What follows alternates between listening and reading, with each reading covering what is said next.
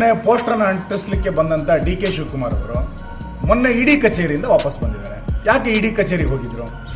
ಭ್ರಷ್ಟಾಚಾರದ ಪಿತಾಮಹ ಸಿದ್ದರಾಮಯ್ಯ. ಇವತ್ತು ಕಾಂಗ್ರೆಸ್ ಅಂತಂದ್ರೆ ಅದು ಭ್ರಷ್ಟ.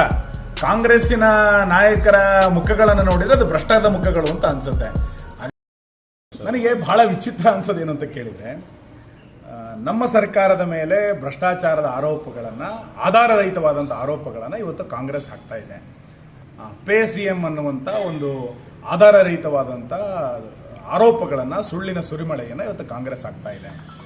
ನಾನು ಸಿದ್ದರಾಮಯ್ಯನವರಿಗೆ ಮತ್ತು ಉಳಿದಂಥ ನಾಯಕರಿಗೆ ಕೇಳಲಿಕ್ಕೆ ಇಚ್ಛೆ ಪಡ್ತೇನೆ. ನಿನ್ನೆ ಪೋಸ್ಟರ್ನ ಅಂಟಿಸಲಿಕ್ಕೆ ಬಂದಂಥ ಡಿ.ಕೆ. ಶಿವಕುಮಾರ್ ಅವರು ಮೊನ್ನೆ ಇಡಿ ಕಚೇರಿಯಿಂದ ವಾಪಸ್ ಬಂದಿದ್ದಾರೆ. ಯಾಕೆ ಇಡಿ ಕಚೇರಿಗೆ ಹೋಗಿದ್ರು? ಇಡಿ ಕಚೇರಿನಲ್ಲಿ ಏನವರು ಯಾವ ವಿಚಾರಣೆಗೋಸ್ಕರ ಹೋಗಿದ್ದು? ಭ್ರಷ್ಟಾಚಾರದ ಕಾರಣಕ್ಕೋಸ್ಕರನೇ ಇಡಿ ವಿಚಾರಣೆಯನ್ನ ಮಾಡಿ ಇವತ್ತು ಭ್ರಷ್ಟಾಚಾರದ ಬಗ್ಗೆ ಪೋಸ್ಟರ್ನ ಅಂಟಿಸಲಿಕ್ಕೆ ಬರ್ತಾರೆ ಅಂತಾದ್ರೆ ಯಾವ ನೈತಿಕತೆ ಇದೆ ಕಾಂಗ್ರೆಸ್ಸಿಗೆ? ಇವತ್ತು ಸಿದ್ದರಾಮಯ್ಯನವರ ಕಾಲದಲ್ಲಿ ಅರ್ಕಾವತಿಯ ರೀಡು ಹಗರಣ ನಡೀತು, ಇಂದಿರಾ ಕ್ಯಾಂಟೀನಿನ ಹಗರಣ ನಡೀತು, ಹಾಸಿಗೆ ದಿಂಬಿನಲ್ಲಿ ಹಗರಣಗಳು ನಡೀತು. ಎಲ್ಲ ರೀತಿಯಾದಂಥ ಹಗರಣಗಳನ್ನು ಸಿದ್ದರಾಮಯ್ಯನವರ ಕಾಲದಲ್ಲಿ ಮಾಡಿತ್ತು. ಭ್ರಷ್ಟಾಚಾರದ ಪಿತಾಮಹ ಸಿದ್ದರಾಮಯ್ಯ. ಇವತ್ತು ಭ್ರಷ್ಟಾಚಾರದ ಉತ್ತುಂಗಕ್ಕೆ ಶಿಖರಕ್ಕೆ ಏರಿಸಿದಂಥ ಕಾಂಗ್ರೆಸ್ಸಿನ ಕಾಲಾವಧಿಯ ನಾಯಕರುಗಳು ಇವತ್ತು ನಮ್ಮ ಕಾಮನ್ ಸಿ.ಎಂ.ನ ಬಗ್ಗೆ ಮಾತಾಡ್ತಾರೆ. ಒಳ್ಳೆಯ ಆಡಳಿತವನ್ನು ಕೊಟ್ಟಂತದನ್ನು ನೋಡಲಿಕ್ಕೆ ಸಾಧ್ಯ ಆಗಲಿಲ್ಲ. ನಾನು ಕಾಂಗ್ರೆಸ್ಸಿಗೆ ನಾವು ಅವತ್ತಿನ ಹೇಳ್ತಾ ಇದ್ದೀವಿ, ನಿಮಗೆ ಆ ರೀತಿ ಯಾವುದಾದ್ರೂ ಭ್ರಷ್ಟಾಚಾರದ ಆರೋಪ ಇದ್ದರೆ ಲೋಕಾಯುಕ್ತಕ್ಕೆ ದೂರು ಕೊಡಿ, ನ್ಯಾಯಾಲಯಕ್ಕೆ ದೂರು ಕೊಡಿ, ಇಲಾಖೆಗೆ ದೂರು ಕೊಡಿ, ಮುಖ್ಯಮಂತ್ರಿಗಳಿಗೆ ದೂರು ಕೊಡಿ. ಎಲ್ಲೂ ದೂರನ್ನು ಕೊಡಲಿಕ್ಕೆ ತಯಾರಿಲ್ಲ.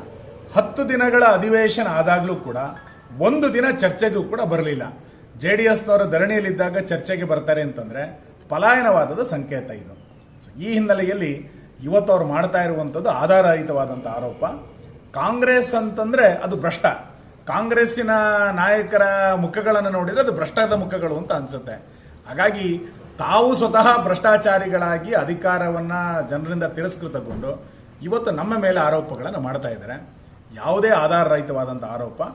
ಕಾಂಗ್ರೆಸ್ ಇವತ್ತು ಆರೋಪ ಮಾಡ್ತಾ ಇರುವಂಥದ್ದು ಸುಳ್ಳಿನ ಸರಮಾಲೆಗಳು, ಹಗರಣಗಳನ್ನು ತಾವು ಮಾಡಿ ಉಳಿದವರ ಮೇಲೆ ಹೊರಿಸುವಂಥ ಪ್ರಯತ್ನವನ್ನು ಇವತ್ತು ಮಾಡ್ತಾ ಇದ್ದಾರೆ.